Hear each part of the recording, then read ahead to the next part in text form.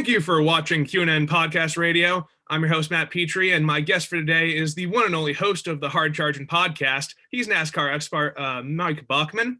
Mike, we're going to get right into it. We had the Folds of Honor Quick Trip 500 this weekend.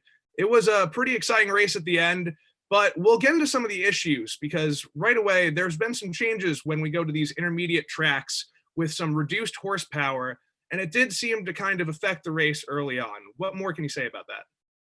Yeah, Matt, well, I think you hit the nail right on it right there with the 550 horsepower. You know, the start of the 2021 season this year has been so unorthodox because the racing at mile and a half has been excellent. And us as fans we have been spoiled by the type of racing that we have seen on these tracks with this 550 horsepower package, taking the horsepower out of the cars.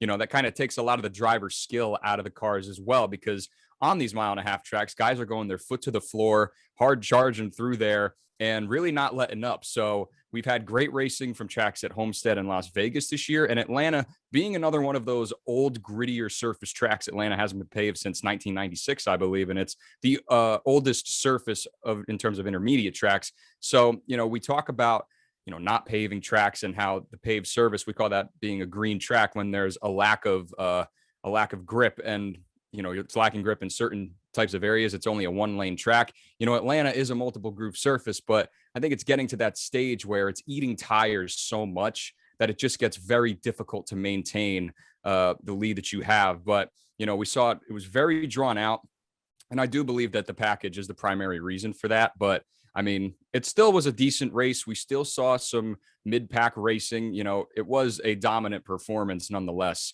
by drivers at the front, but we still were able to see some mid-pack racing there that did allow for some strategy. But for the most part, it was one of those typical mile and a half races. I mean, but we can't really say much because the racing just to start this year has just been excellent, and there's no denying that. It has been excellent to start this year, and two drivers who were extremely excellent during this race were Kyle Larson and Blaney. And Larson seemed to have it won for most of the race, but he ended up being caught by Blaney right at the end. Who were some of the other drivers, including those two, who impressed you during this race? Yeah, Matt. Well, Kyle Larson was the first one. I mean, led a race high, I believe, 260 some odd laps. He was up front all day. And it just, something with that car just seemed to fall off right there at the end. Ryan Blaney, as you said, was able to capitalize on that lack of momentum and was able to overcome Kyle Larson. And Blaney himself, you know, he drove a complete race, was up there in the top three pretty much most of the day, and, you know, really, really deserved this win. But I look at some other guys in this top 10. It's not a typical top 10 that we really see at some of these mile and a halves. And I want to look at specifically Chris Buescher in the 17 car, because he drove an incredible race at Homestead a few weeks ago, won the first stage and dominated.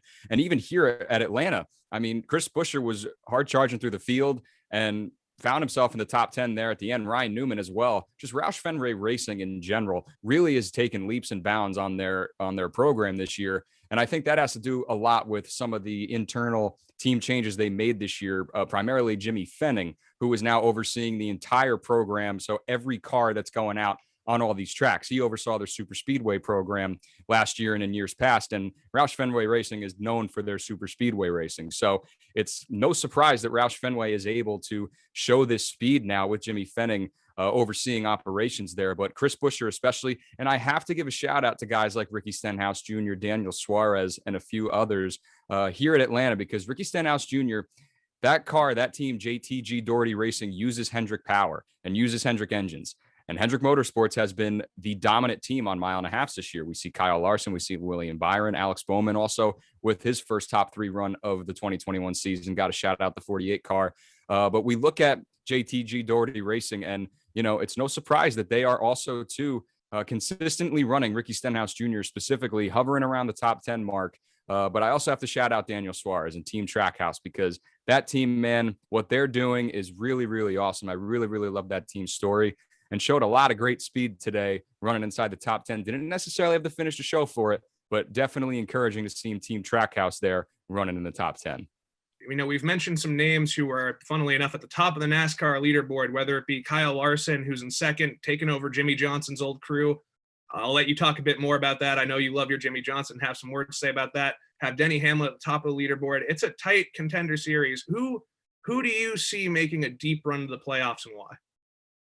Well, I got to be honest, Matt. I got to talk about Kyle Larson for a minute, because right now, you know, I'm one with this playoff format. I'm not one to say that someone's a championship contender just 6 races in because of the nature of this playoff system. But Kyle Larson right now, I mean, before the season started, I had valued Kyle Larson as about a 14th to 15th place driver in the point standings.